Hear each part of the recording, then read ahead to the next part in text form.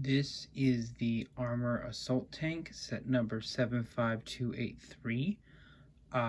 Personally, I had a great time with this build. We get Ahsoka Tano and one of her clone troopers that has her tattoo design, and an actual accurate clone skin color. I think this is actually one of the first that is completely accurate. Two droids, one of them I had dead for the set. And then the tank itself, I think it was a simple build, pretty good. The motion of the tank is pretty flexible, durable. I think you could put one of the droids in. Let me test that. This is a blooper.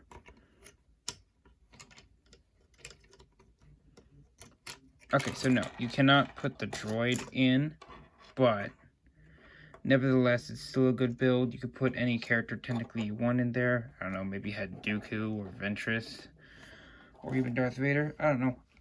But yeah, this is the Armor Assault Tank.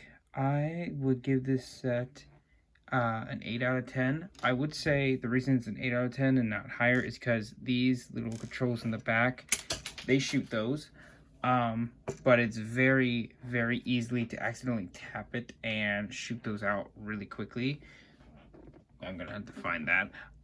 But yeah, besides that, it's a really good set. 8 out of 10, pretty good. Would recommend, mainly because you get Ahsoka, you get one of the newer troopers with one of the first skin accurate faces, two cool battle droids, and an assault tank.